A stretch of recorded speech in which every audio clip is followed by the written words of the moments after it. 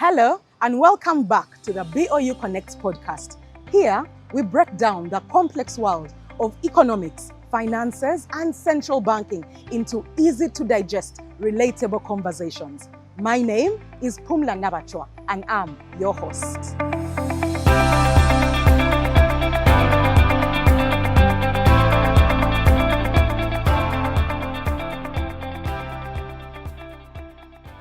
We're living in a time, thanks to technology and innovation, that's moving faster than ever. From e-payments to mobile money, to digital IDs, to blockchain, to AI, name it. I think it's safe to say that Uganda, like the rest of the world, is going through a digital revolution. But what does that mean for you and I? So here to unpack this exciting world for us is a man who sits at the heart of Uganda's digital transformation journey. Yeah. He has served and led innovations in both across sectors, the public and private sectors, from Oracle to NSSF to NITA, and now he serves as the Executive Director of Information Technology at Bank of Uganda. His name is Colin Babirokam. Thank you. Welcome to the podcast, Colin. Thank you, Pumla. Yeah, it's Thank really you great so to much. have you. I'm glad to be here and I'm glad to be on this podcast, this popular podcast. This popular podcast. Yeah, guys, you. we made it. And I'm glad to be at the central bank and serving the country in another capacity. So glad to be here. That's the right attitude. Yeah. Thank you for Keep serving. allowing to come. He just popped in and I just said, you had better be here. And he said, of course, why not? Yeah.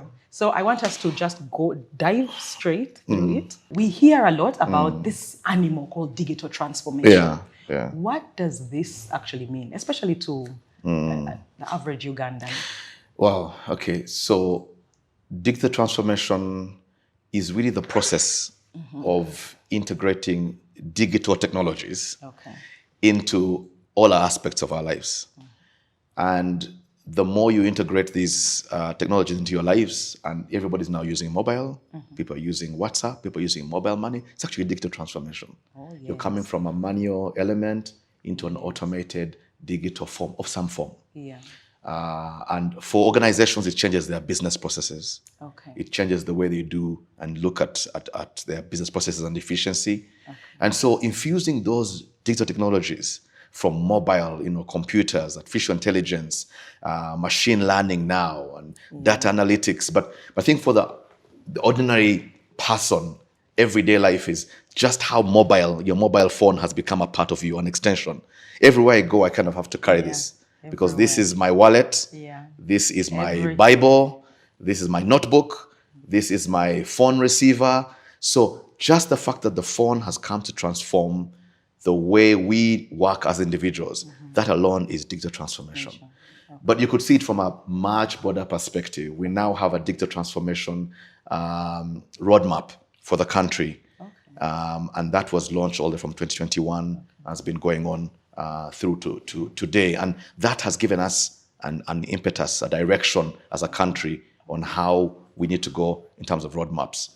But digital transformation really impacts, every aspect of our lives, businesses, individuals, but it's the infusion of digital channels and technologies into our lives. So would you say that, would it be correct to say that all these innovations and this transformation is more to make our lives easier?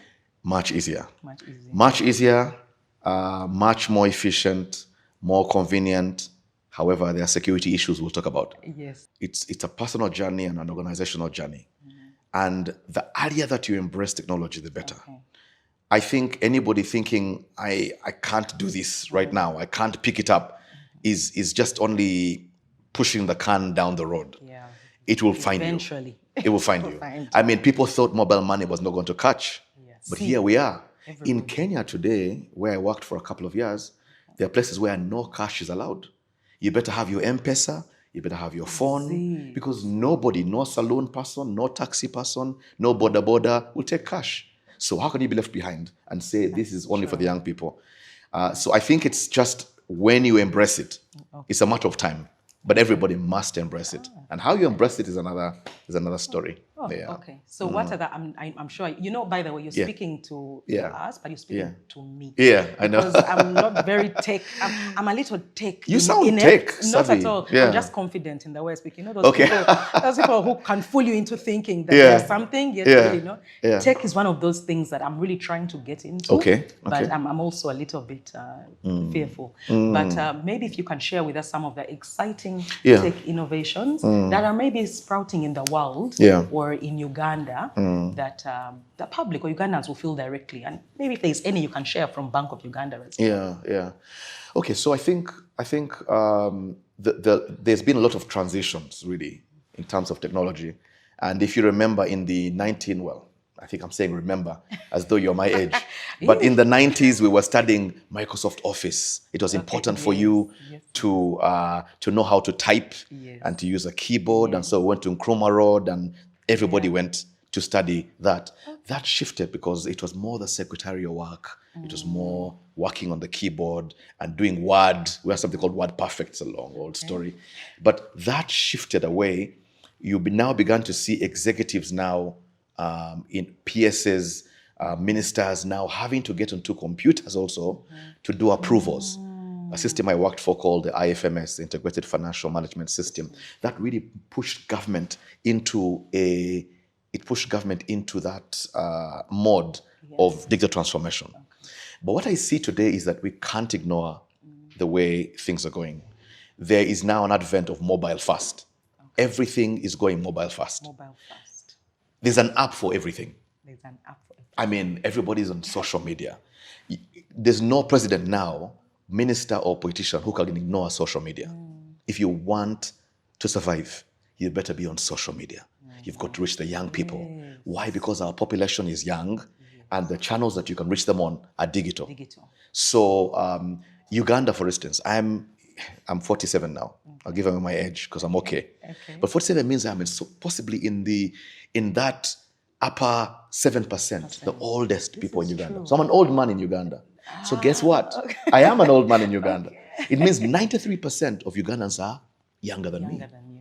That tells you that how do you reach them? If I wanted to communicate with them and to communicate to Ugandans, I need to communicate with the majority of the Ugandans, and these are young.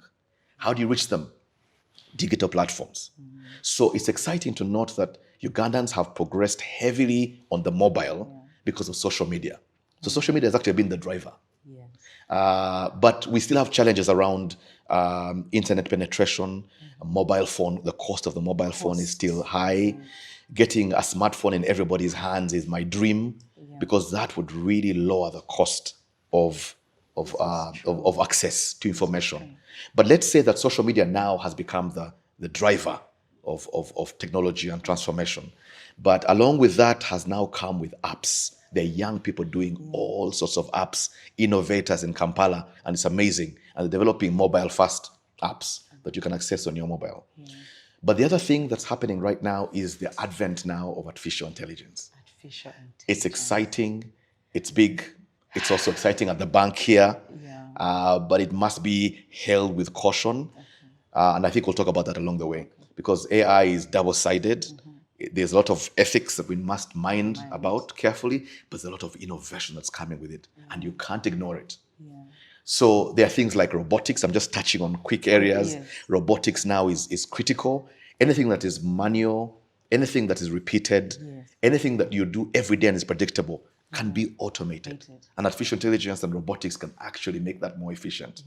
So I like telling people that AI is like, why it's going to be such a big deal for everybody is that most companies are going to be dying, Bank of Uganda as well, in the government of Uganda and the world over, looking to use artificial intelligence because artificial intelligence can do a lot of the work we've been doing over days in seconds.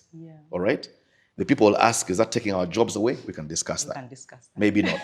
But we should discuss that. We should discuss that. But whether it's taking away jobs, in some way, yes. Whether it's creating other jobs, yes. In many ways, yes. So just as a high level, as you asked, artificial intelligence, robotics, machine learning, going mobile fast, these are critical, exciting things that are going on in the bank here, which I think the country will be excited about. Yeah, and I think one live example that we are all experiencing now, at least with a bank, is at the central bank, we have a demographic of an age bracket that you've mentioned. Yes. 7, 13, 20%. Yes. But I mean, we're here on a podcast speaking to you because we used to literally physically go to people, have town halls, which we still do because there is also a segment of the market. It's a hybrid.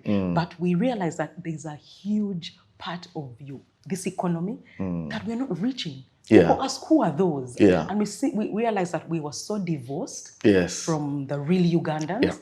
And we're like, so where can we get people? Online. Just get a podcast and speak. And here you are. And here the efficiency. Thousands and thousands of people at a fraction of the cost. Yes. Imagine. Efficiency, isn't it? Efficiency. Do more with less. Do more with less. People can rewind your podcast. People can watch it years later.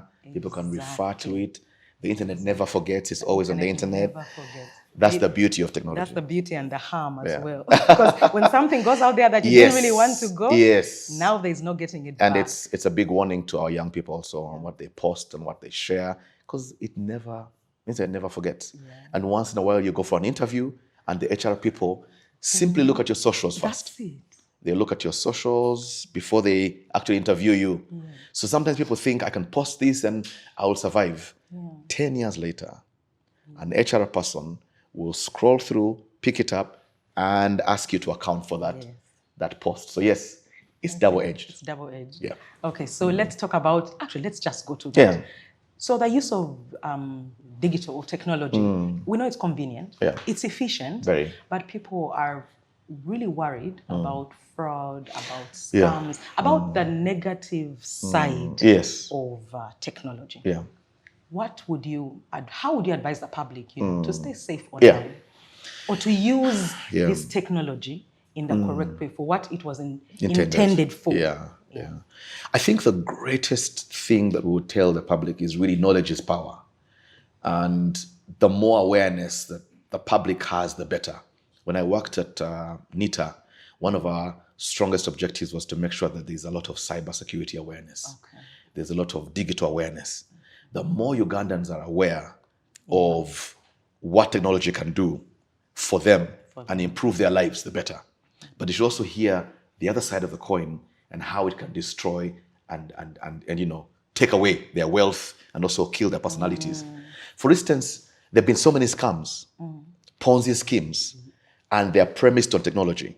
Forex trading something, there's a Ponzi scheme, and every year, somehow Ugandans are caught up. But it's not just Ugandans, by the way. It's a global issue. People want to make money quickly. And technology has become that demystified money maker. It's a crypto something that gets exciting. You get a 50% return every month. If it sounds too good to be true, it's probably not. And you've got to be careful. So I think more awareness, Pumla, for me, is such podcasts are important. Let's talk about cyber. Let's have another podcast, for instance, and just focus on the issues around Ponzi schemes, issues around cyber crime, the issues around phishing. People will send you an email.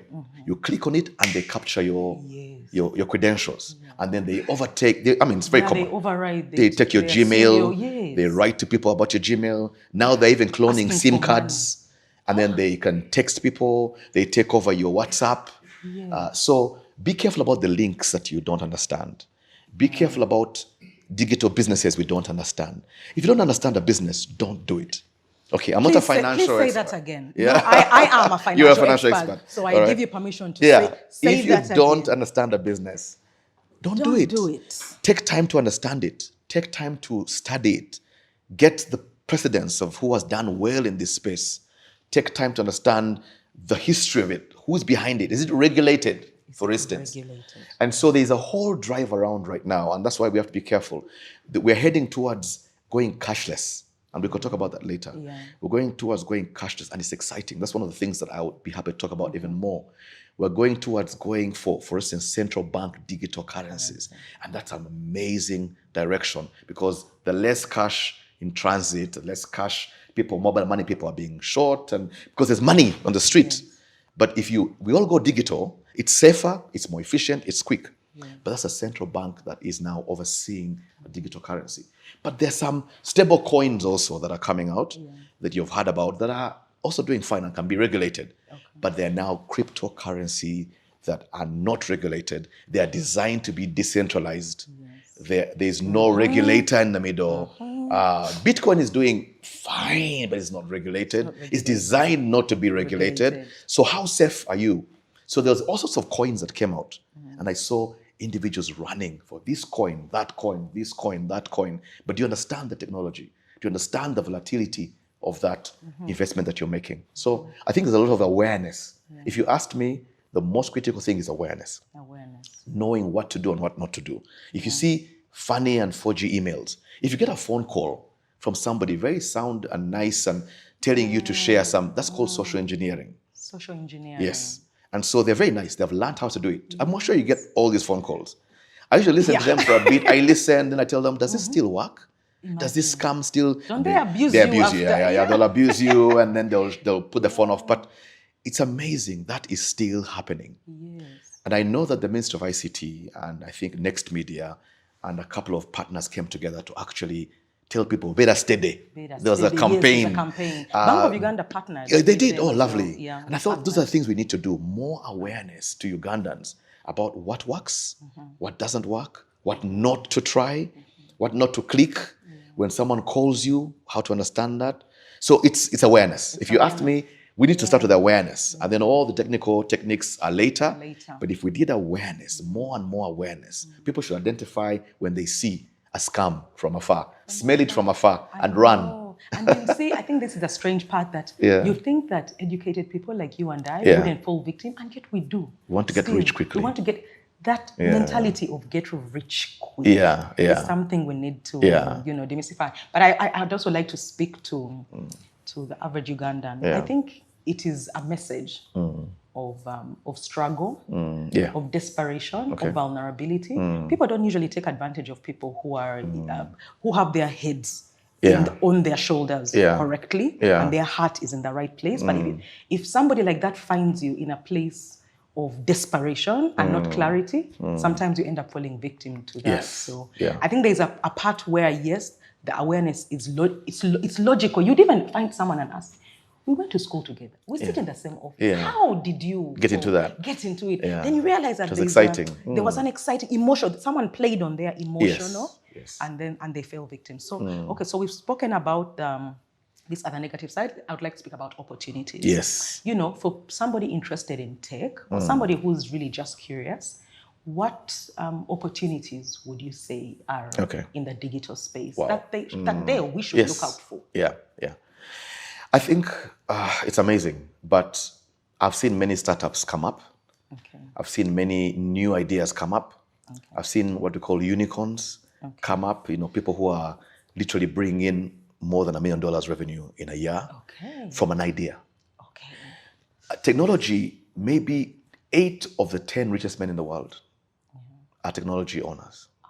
All right. So we're talking Microsoft, we're talking, of course, Elon Musk, we're talking Bill Gates, we're talking about Larry Ellison of Oracle. I mean, the 8 of about 10. So it tells you something. That if you're looking for opportunity, technology is there. It's not real estate that is in there. No. It is not, banking, I think, but it's more minerals, I think, in the first 10. But technology is 80%. So I think that tells the story. One idea can change someone's life.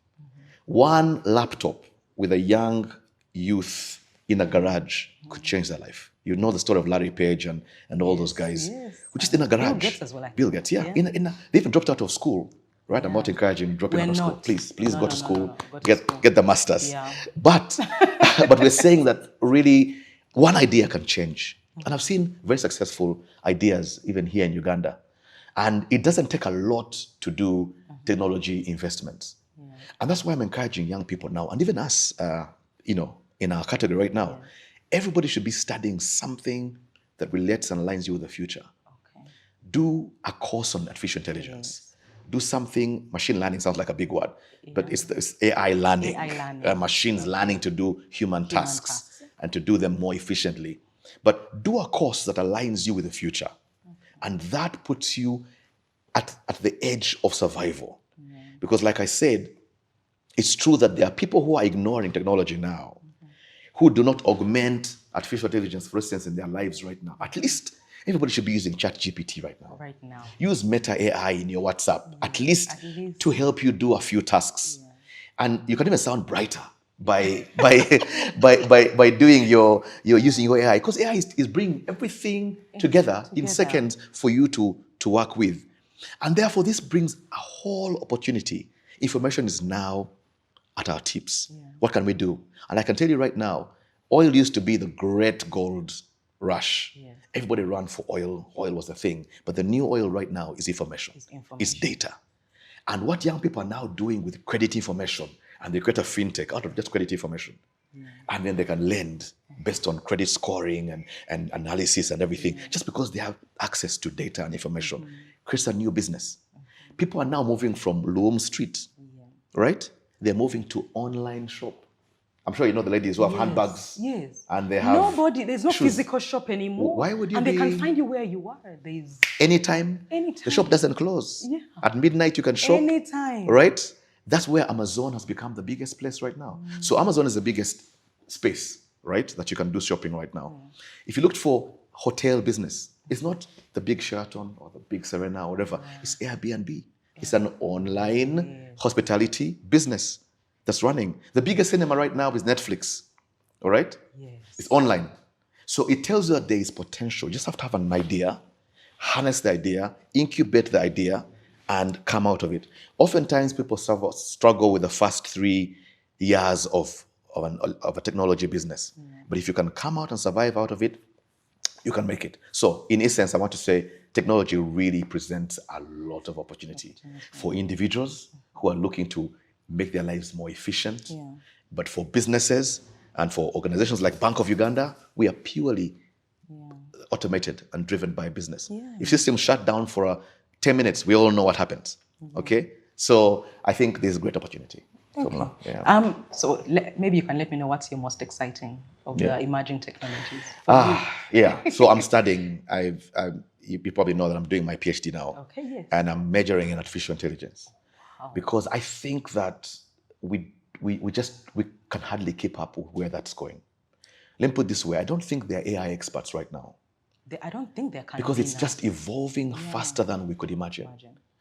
And the earlier that we get our heads around it, either from a regulatory space, from the ethics side, from the actual innovation side, the better. So I want to put my foot in early, understand where the trends are going, and ride with it. Because look, I went to school I graduated about 26 years ago. That was your master's? No, that was my first degree. What did your first degree in? It was computer science. Computer science. It was computer science. Where was this? Mbara University. And we're the first. It was the first degree in the country, literally. Full degree. It was exciting. We had multiple jobs when we came out. But everything we started 26 years ago, I can tell you, is good foundational, basic, but has been overtaken by the trends. Because IT evolves so fast. Now, the AI that I knew last year is completely different. I mean, once you think you're an expert at something, GPT is now 4.0. It's about to go to 5.0. And before you know it, everything has changed. All right? Yeah. Now you can have a digital twin. If I'm not present for the interview, I could go working somewhere, but I could send my digital twin. An AI call-in that comes and has an interview. It knows my mind. It knows my thoughts. Wow. It knows how I'd respond. And I would still be present. I wouldn't disappoint you. I'd be here on the podcast, but I still have work to do elsewhere. Yeah. So people are now doing digital twins and cloning. It's a bit scary, but that's where things. Chills but that's where things are going right now. Yeah. And everything is going driverless. All right, it's driverless cars right now. In China, it's driverless. I mean, you've got to understand, and this is going to come to Uganda. Yeah. Okay. So in China, it's already being tested. In the US, it's being tested right now. Everything is going something less. Yeah. The pilots now are taking more rest because the planes are autopilot, but they can now use artificial intelligence. Yeah. So pilotless, driverless. I don't know if you want to say that out loud.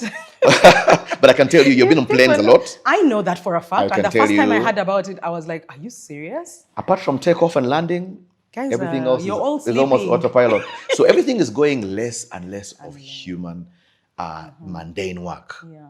And therefore, I would say, to answer your question, artificial intelligence is something that is it's exciting, and that talks to blockchain, of course, and cryptocurrencies, and where things are going. Where things are going. Yeah. Okay, so I know you've worked in big institutions. Yeah. You know, you worked in By God's Oracle, grace, yeah. and by God's grace, Oracle, NSF, NITA, and now Bank of Uganda. What lessons have you learned in leading digital change in institutions? Wow, digital change doesn't come easy because it's often seen as an expenditure, oftentimes. You have a challenge trying to talk to the CFOs, trying to talk to CEOs and boards on why every year you must invest more and more. The key word is investment. We must change the narrative. IT is an investment because it will bring a return. It won't be tangible sometimes, but there's a huge return on efficiency. But turning that tide around from looking at IT as an expense and look at it as an investment is a big change in terms of our, change management. And so the biggest issue I always had was finding the right people to become our ambassadors for technology. You're excited. There are many toys that are coming out, but you must be able to identify what really works with the organization. Otherwise, technical people, we get excited by toys. There's, like I said, AI has come out, robotics has come out. We want everything. You just want your hands on everything. But does the organization need that now? Do you have a roadmap? So therefore, having a strategy and having the buy-in of the CEO and the board is extremely important. And some of the successes that I've had at NSSF, and I'm sure you're using the app and you're using all these fancy things that were exciting, was because we had a very visionary CEO. And I've had visionary CEOs all throughout. Okay. And I've come to Bank of Uganda and I've got a governor that is excited about technology. Yes, he is. His life is driven on technology. That is true. He is hoping for the next big thing that's happening cautiously to make sure that we get to the next level. Yeah. That's the kind of success you need. So for me, as a technology leader, everywhere I've gone and I have found a CEO or a leader that embraces technology and the board is excited, I can tell you I've come here and I'm actually on the back foot. I'm trying to catch up with because there's a demand for efficiency, for good automation, and that's the right recipe for success. Yeah. So if you ask me, everywhere I've gone, I have always hoped to find a board and a CEO that has embraced technology. And that's a great recipe for success. But otherwise, it's just getting the CFOs also on board on the investment side. Because those are two completely different. They're trying to save money and you want to invest more money. And I can tell you technology requires annual investment. Everything costs money. Okay. Automation costs money. And what's your return? It's efficiency. It's security. It's cybersecurity defense. Is that cash in the hand? Sometimes not. No. So the CFO is wondering, where is the bottom line? I want you the dollars. But you're saying, but I've kept you safe. Okay? I've made you 10 times more efficient. Can you quantify that into money? I've been working with URA and in the government and other places. If we shut down the URA systems for 10 minutes, you can quantify how much the government loses at the border, at customs. Just shut down Escuda and the systems for taxes, e-tax. IFRS or something. All those systems, IFRS. If they all shut down, tell me how you quantify the loss to Ugandans and revenue to the government. IT systems. Just one person shuts down a server. That's the kind of narrative you've got to be able to tell the people that you work with. That I'm not bringing you money. I don't have a real estate that brings money in, but I'm saving you money. I'm saving you time. I'm keeping you safe. I'm making more efficiency. Can we start quantifying that into dollar terms? That may make sense. That may make sense. But it's technology is amazing. You must keep reading. You must keep studying. Because when you think you know, you don't know. You come to lead young people and they're way ahead. I mean, they're studying. They're cracking the latest things. So I've also got to keep up. Yes. Here in my late 40s, I've got to keep reading. You've got to keep reading. To lead the team. And this is scary, I think, for older people. But it's exciting. I'm excited about the challenge of IT leadership. It's always something new, something... You don't get bored, in other words. There's something happening. It's high risk because you're dealing with the most fragile assets of any organization now, which is data. It's no longer the papers in the store somewhere. The data is the most sensitive. And me as a custodian now puts me in a very, very difficult place. So being alert, being aware, being schooled and learned is important. But it's exciting. I believe you. I think I would also be on the other side. I'm a little risk averse and financially averse. So I think I would be the CFO that you'd be fighting. I was they're coming on board. Podcast. They are. I was watching a podcast of how we're talking about how Microsoft has started to beat Apple in this game. Microsoft, as you've said, we knew Microsoft as a word perfect, and, and all and then somehow out of the blue, it rose like a phoenix. They morphed, and they just morphed. And then they were saying how they had to convince the CFO and the CEO to pay, I think it was 10 to invest. Yes, so I saw it has a cost. Yeah, thank you. And they were saying that's the right language. Investment of $10 million yes. to collaborate and partner with OpenAI. Yes. And like there was resistance all around. Yeah. But if you see the savings, the benefits, it has just shot up. Yeah. So if you're always looking at the money part yeah. and what you're spending, investing, and the now, yeah. I think when it comes to technology, you've got to think longer term. You must. It's almost like a discussion around the total cost of ownership. You must discuss almost a 5-year discussion. Yeah. If you think about the now and the now budget, it's always scary. IT budgets are often very, very, very scary. You know what I think that one of our bigger problems is, and I think this also reflects on the huger economy, is leadership wants things to happen when they are in power. Yeah. So if we have a governor who's looking at a term that's only 5 years, let's say, and is not guaranteed a renewal of contract, they'll think, no, if I invest now, the benefits are going to be seen by the next governor, not by me. Yeah. So they're like, no, let's do things that, and if we could change our mindset into we're here to serve. Yeah. We're here to serve, and it's not about me. Yeah. It is, people will never remember that I'm the one who jump-started the car when the car is moving. They will see the car moving and the car speeding. No one will remember that somebody jump-started, but the aim should not be who jump-started the car. It should be the car is moving, and it's efficient. And here it is, exactly. So do your part, right? So just do your part. Yeah, just do your part. So just to wrap this up, what is your vision? If you saw Uganda, if you were told to sit in the cloud somewhere and look at Uganda 40, 50 years from now, what would be your vision of a digitally transformed economy? Wow. That's a big one. I was in India about 2 months ago, and we were visiting the central bank, or the Reserve Bank of India.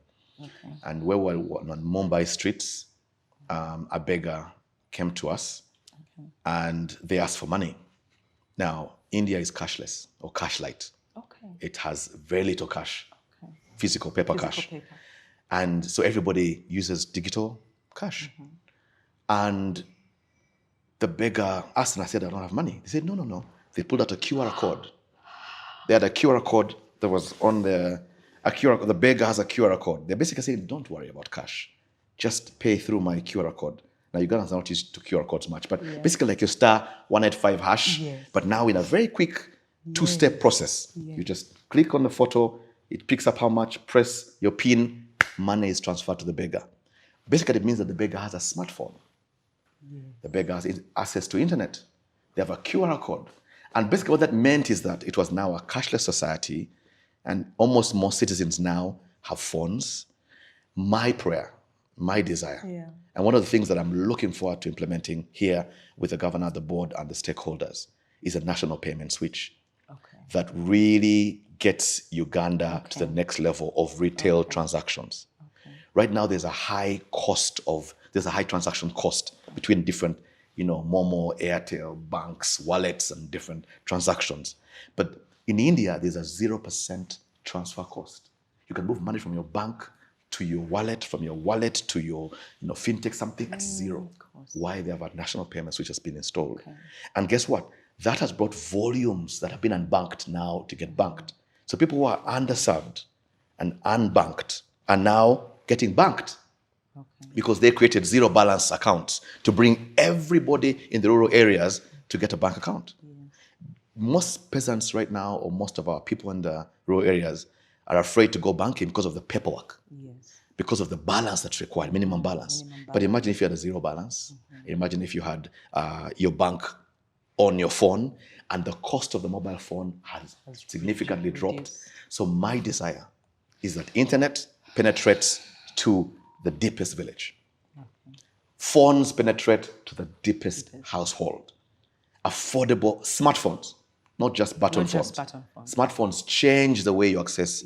They change the way you see things. You can take a photo of your cow and sell your cow on the online market. Without dragging you can take a photo of your beans and sell them at the market without someone moving. Someone can pay with mobile money based on the photo. So for me, access to power, access to internet, access to a smartphone are possibly my first desire for a Ugandan digital economy. If those three things are done, then we now begin to talk about AI. I'm careful not to say AI is great, but I'm thinking let's do the things first, infrastructure. Let the fiber optic cables that NITA and the Minister of ICT are doing completely reach the ends of Uganda.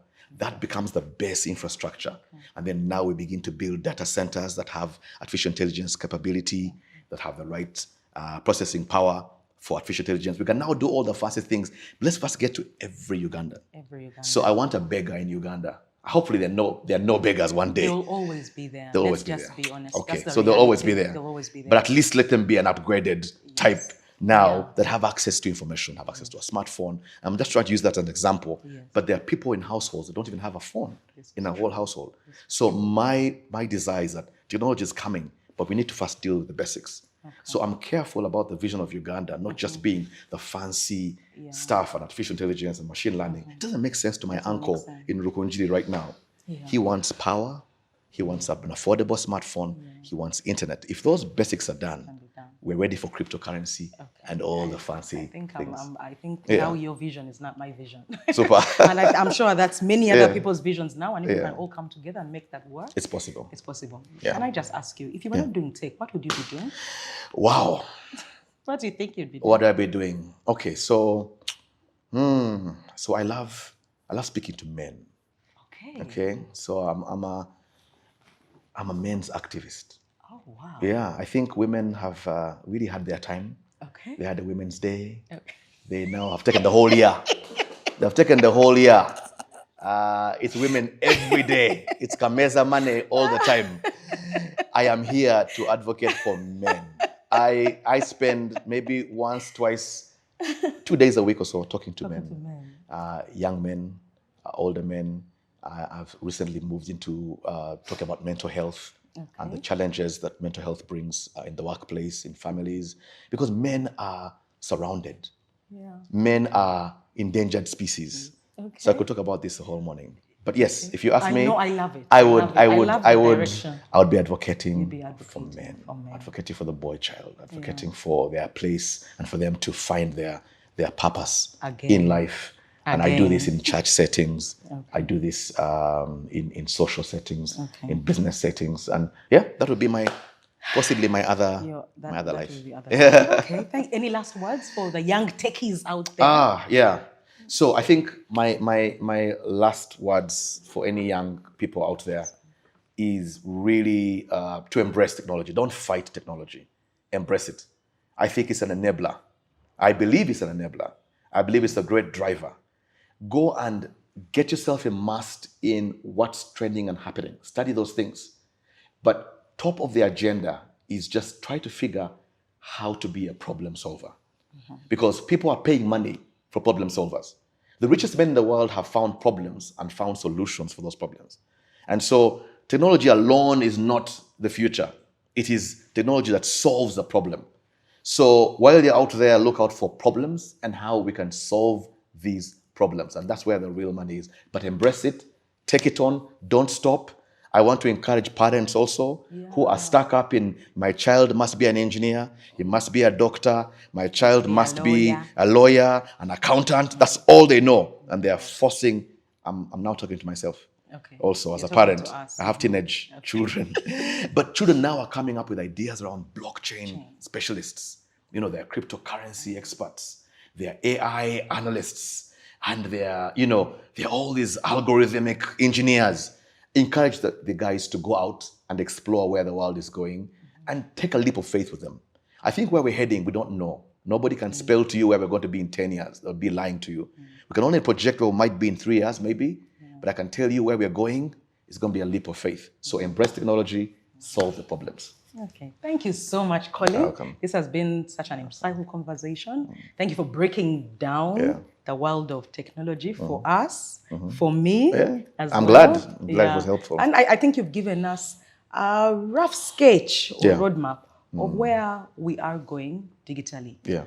If there's something I have taken away and I want to tell you, our listeners, is problem-solving technology is the future. So embrace it. Stay curious, but stay cautious as well. Yeah? So if you have found this episode helpful, like, comment, and share it with a friend. And don't forget to subscribe to the Bank of Uganda YouTube channel and follow us on our social media for practical insights. Until the next time that BOU connects, bye.